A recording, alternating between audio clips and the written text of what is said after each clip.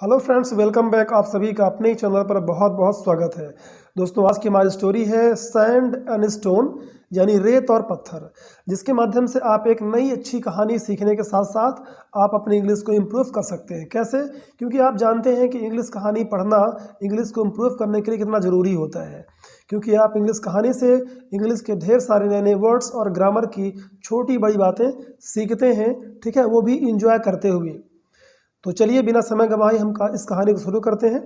ठीक है, जैसा कि आप देख रहे हैं, इस कहानी का टाइटल है हमारा सैंड एंड स्टोन, यानी कि रेत और पत्थर। तो आइए कहानी को समझते हैं और जानते हैं कि आखिर इस कहानी का ये जो टाइटल है, ये जो शीर्षक है, ये नाम क्यों दिया गया है, रेत और पत्थर क्यों दिया गया है।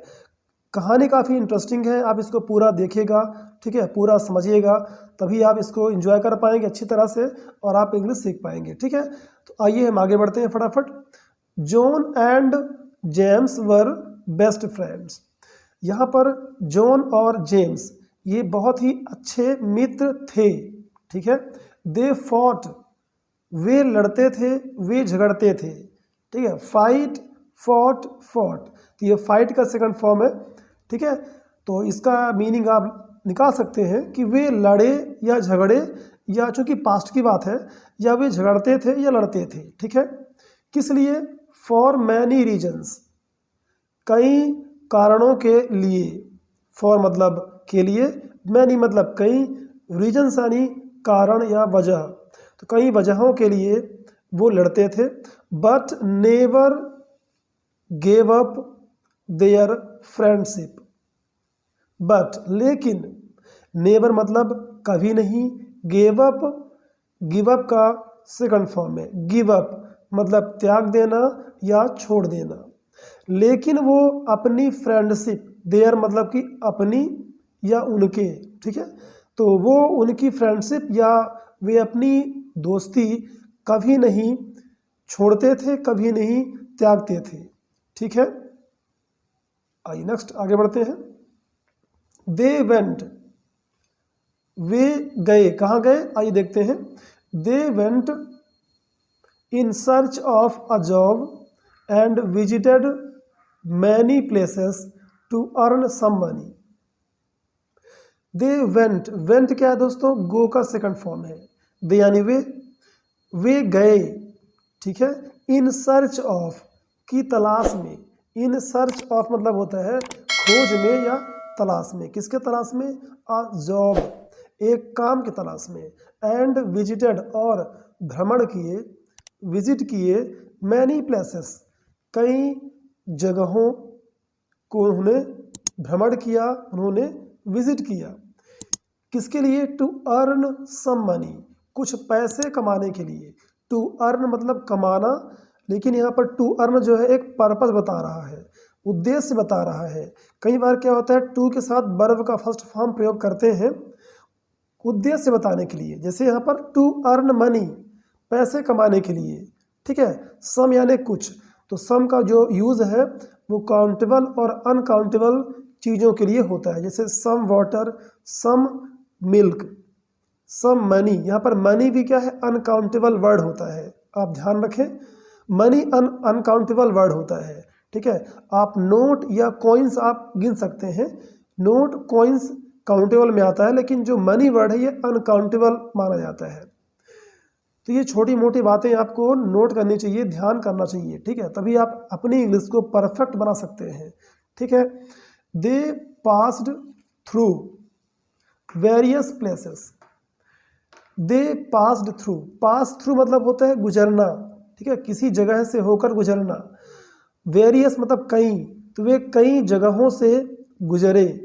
विलेजेस यानी गांव या ग्रामीण, टाउन्स यानी नगर, फॉरेस्ट्स यानी जंगल, एंड बीचेस यानी होता है समुद्री किनारा को हम बीच कहते हैं। आपने सुना होगा ऑन द बीच, ठीक है, गाना भी एक बना था, कि कैसा गाना था वो मुझे तो ढंग से याद नहीं है, बट इतना याद है कि ऑन द बीच है ना, और ये ब्लू है पानी पानी, ऐसा कुछ सॉन्ग था, मैंने बहुत पहले सुना था। तो उसमें ऑन द बीच यार ऐसा कुछ बोलता है उसमें। तो बीच मतलब होता है समुद्री किनारा, जहाँ पर बहुत ही अच्छा लगता है और लोग जाते हैं पिकनिक मनाने और एंजॉय करने जाते हैं। ठीक है, तो चलिए आगे बढ़ते हैं। They supported each other through out their journey. They supported, support करना बहुत ही कॉमन वर्ड है, यहाँ तक एक सामान्य आदमी भी जान जाता है कि सपोर्ट मतलब क्या होता है। सपोर्ट करना मतलब कि सहायता करना या हेल्प करना एक दूसरे की किसी भी तरीके से। ठीक है, तो वे सपोर्ट करते थे, ईच अदर मतलब एक दूसरे को, थ्रू आउट देयर जर्नी। तो यहाँ पर थ्रू आउट को आपको ध्यान देना है, इसको हम पढ़ते हैं थ्रू आउट, थ्रो नहीं थ्रू। ठीक है, थ्रू आउट पढ़ते हैं इसको, इसका मतलब होता है पूरा या पूरे। जैसे हम कहना चाहते हैं कि पूरे साल, थ्रू आउट द ईयर, पूरे महीने, थ्रू आउट द मंथ, या पूरी जर्नी या पूरी यात्रा में। तो थ्रू आउट देयर जर्नी यानी अपनी पूरी यात्रा में वो एक दूसरे की सहायता करते थे। क्लियर है, चलिए आगे बढ़ते हैं। One day they reached a desert. एक दिन, ठीक है, दे रीच्ड अ डेजर्ट, एक रेगिस्तान पर वो पहुँचे। ठीक है, डेजर्ट यानी कि रेगिस्तान। ठीक है, रीच्ड यानी पहुँचे, रीच यानी पहुँचना होता है। तो एक दिन वो रेगिस्तान पर पहुँचे। They had very little food and water, उनके पास बहुत थोड़ा भोजन और पानी था।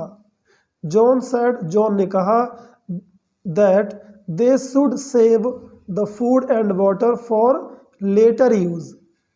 तो जॉन थोड़ा समझदार था, वो उसने कहा कि दैट यानी कि दे शुड सेव, उन्हें बचाना चाहिए।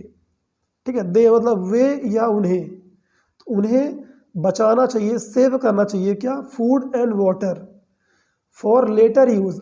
लेटर मतलब कि बाद में, फॉर मतलब के लिए, तो बाद में प्रयोग के लिए हमें फूड और वाटर को सेव करना चाहिए। ठीक है, तो शुड यहाँ पर यूज़ किया गया है सलाह देने के लिए। जैसे आप किसी चीज़ को सलाह देते हैं कि हमें ऐसा करना चाहिए, तो आप शुड वर्ड का यूज़ करते हैं। ठीक है, नेक्स्ट है हाउ एवर जेम्स डिसएग्रीड, हालांकि या फिर भी। ठीक है, हाउ एवर मतलब होता है हालांकि या फिर भी।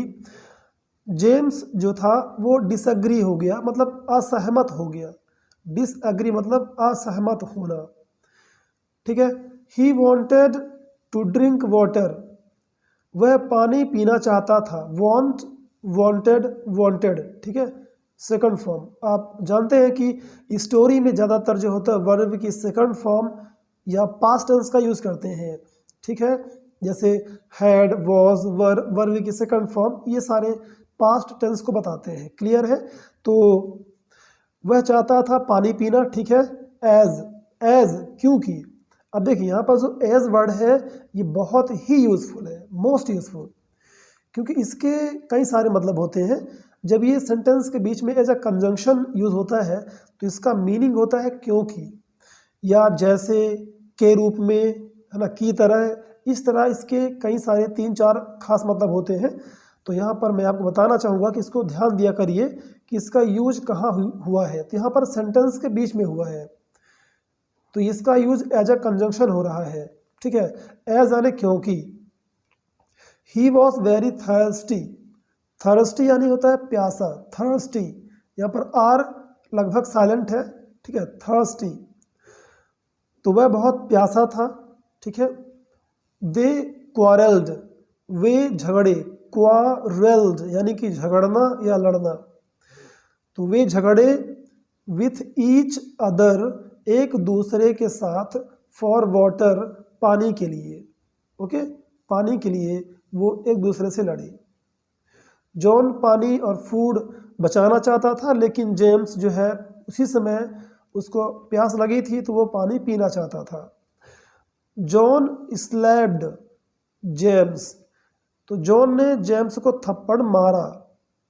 And they walked in silence, silence यानी चुपचाप, शांत, इन यानी में। ठीक है, वॉकड यानी होता है चलना, तो वे शांति में चले गए, मतलब कि चुपचाप चले, अपने अपने रास्ते आराम से चलते रहे, एक दूसरे से बात नहीं करते थे। जेम्स रोट, फिर जेम्स चूंकि वो बोल नहीं रहा था, बिल्कुल साइलेंस में था। ही रोट, उसने लिखा। राइट फर्स्ट फॉर्म है, रोट सेकंड फॉर्म है, ठीक है। तो ही रोट, उसने लिखा ऑन द सैंड। अब देखिए यहाँ पर सैंड का रोल आ गया। आप समझिएगा कि इस स्टोरी का सैंड एंड स्टोन ये नाम क्यों रखा गया, क्योंकि इन दो चीज़ों का महत्वपूर्ण योगदान है इस कहानी में, ठीक है। ऑन द सैंड यानी रेत पर, और मतलब पर, उसने लिखा, क्या लिखा? माई बेस्ट फ्रेंड स्लैप्ड मी, मेरे सबसे अच्छे मित्र ने मुझे लपड़ मारा, ठीक है। ये बात उसने रेत में लिखा, ठीक है। ध्यान दीजिएगा, बहुत ही इंटरेस्टिंग है ये। आगे बात आपको समझ में आएगी कि यहाँ पर रेत में उसने क्यों लिखा और इसका क्या रीज़न था। फाइनली, अंततः, दे रीच्ड एन ओसिस, अंततः वे एक ओसिस पर पहुंच गए। एन मतलब होता है एक, ठीक है।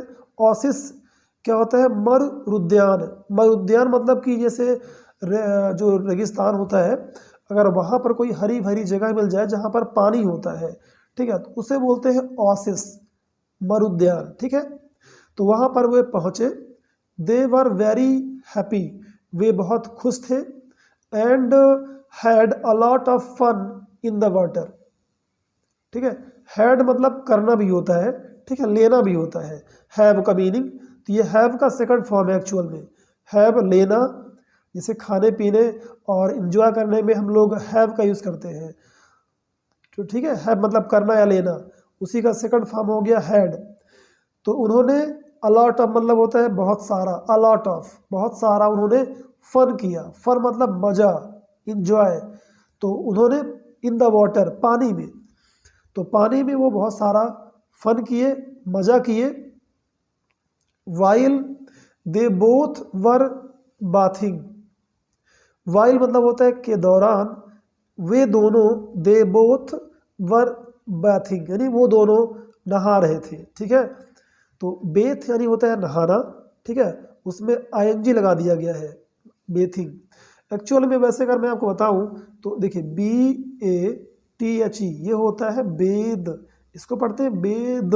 एक्चुअल इसका जो प्रोनाउंसिएशन है वो होता है बेद, तो बेदिंग इसको हम पढ़ते हैं, लेकिन ज़्यादातर लोग इसको बेथ कहते हैं, ठीक है, ये बाथ कहते हैं। तो ध्यान रखिए, टेक बाथ अलग वर्ड होता है, टेक अ बाथ, वहाँ पर बाथ का एक एज अ नाउन यूज़ करते हैं, उसमें लास्ट में ई नहीं होता, BATH ये होता है बाथ। लेकिन जब ई रहता है तो इसको पढ़ते हैं बेद, ठीक है। तो बेदिंग या बेद, तो ये दो वर्डों में काफ़ी अंतर होता है, इसको आप नोट कर लें और इसको ध्यान रखें, ठीक है। चलिए, James was a bit careless, a bit यानी होता है थोड़ा, ठीक है, केयरलेस मतलब लापरवाह। तो जो जेम्स था, वॉज यानी था, वो थोड़ा लापरवाह था। And began to drown, drown मतलब होता है डूबना, बिगेन मतलब शुरू किया या शुरू हुआ, तो वो डूबना शुरू हो गया।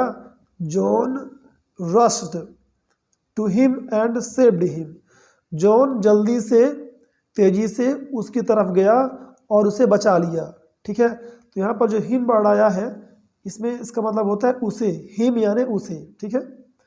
और रश, इसको ध्यान रखें, रश का मतलब होता है जब आप किसी काम के लिए जल्दी से, तेजी से जाते हैं, उसको रश कहते हैं। क्लियर है?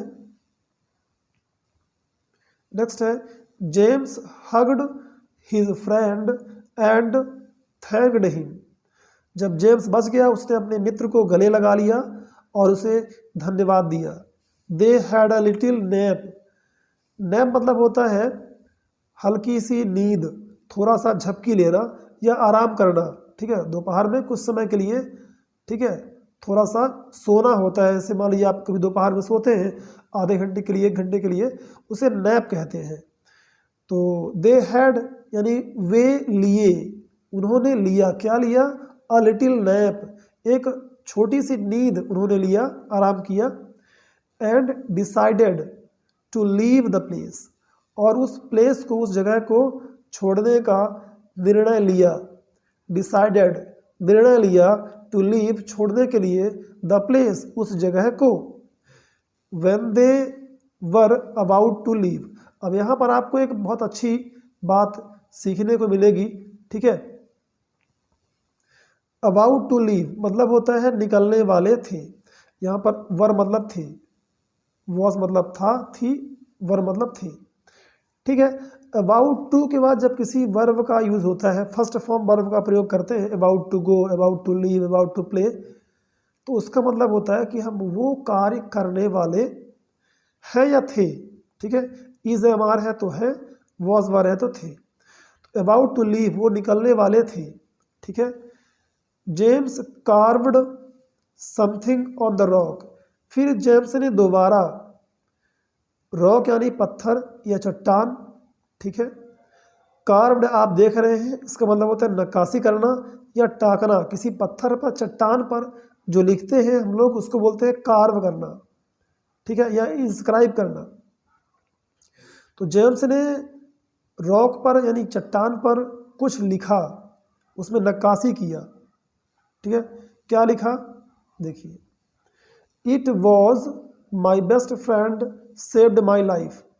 इट वॉज यानी यह था, कौन था, यह था मेरा सबसे अच्छा मित्र जिसने मेरा जीवन बचाया। सेव्ड माई लाइफ, मेरा बेस्ट फ्रेंड मेरा जीवन बचाया, सेव किया, ठीक है। Next, he said to John, उसने जॉन को कहा, जॉन से कहा, व्हेन यू स्लैप्ड मी, जब तुमने मुझे थप्पड़ मारा, I recorded it on sand, मैंने इसे रेत पर रिकॉर्ड कर दिया यानी कि लिख दिया।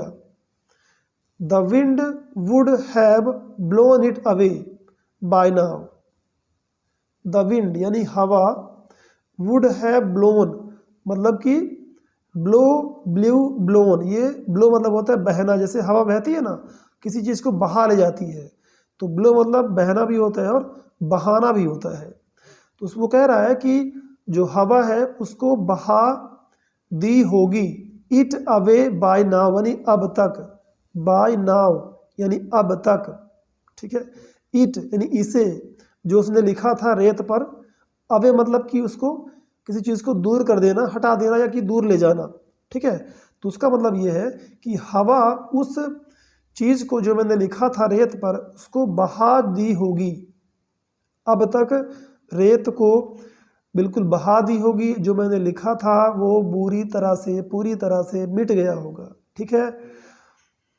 हाउएवर, अब देखिए यहाँ पर कितनी अच्छी चीज़ छुपी है इस चीज़ पर, क्योंकि मैंने शुरू में कहा था कि उसने एक चीज़ को रेत पर लिखा है और दूसरी चीज़ को पत्थर पर लिखा है।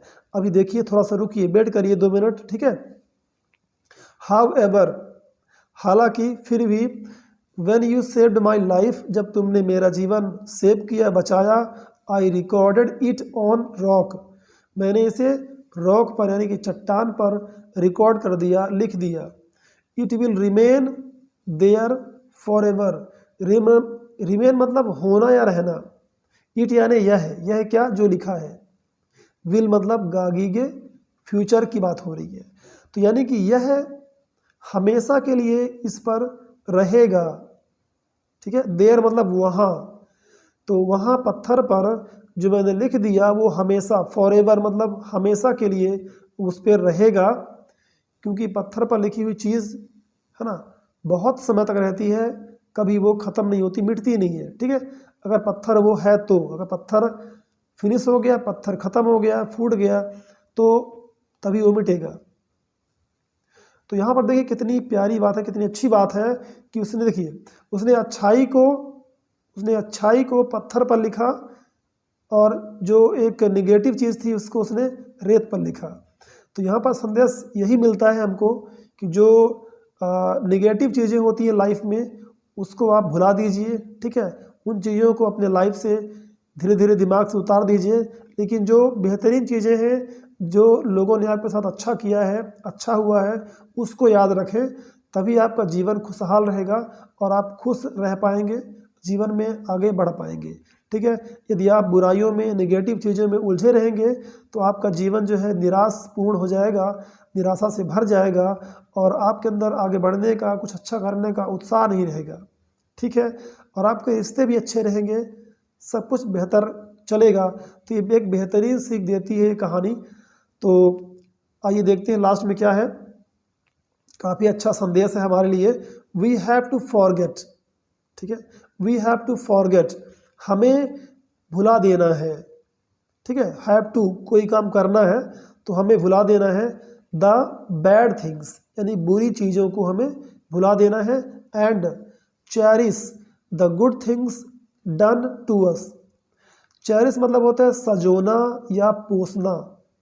ठीक है, किसी भी अच्छी चीज़ को प्यार से रखना या पालना। ठीक है, तो हमें गुड थिंग्स, अच्छी चीज़ों को, डन टू अस, जो हमारे लिए किया गया है, बेहतरीन चीज़ें, किसी ने हमारी हेल्प की है, मदद की है, तो हमारा अच्छा किया है, उन चीज़ों को आप सजो के रखिए, उन पलों को आप याद करिए। ठीक है, और थोड़ी बहुत तो कमी समय रहती है, लड़ाई झगड़ा होता रहता है, तो ये छोटी मोटी बातें हैं, आप अच्छाइयों में ध्यान दीजिए, तभी आपका जीवन पॉजिटिव रहेगा, सकारात्मक रहेगा और आप खुशहाल रहेंगे और अच्छा जीवन में हासिल कर पाएंगे। तो ये एक बेहतरीन संदेश है इस कहानी का दोस्तों। आई होप दैट कि आपको ये कहानी पसंद आई है और अच्छी लगी है, तो लाइक करके इसको दोस्तों में शेयर करना मत भूलिएगा, क्योंकि ये अच्छा ज्ञान है और आपको दूसरों तक इसको शेयर करना आपका कर्तव्य होता है। तो इस वीडियो को पूरा एंड तक देखने के लिए आप सभी का दिल से बहुत बहुत शुक्रिया।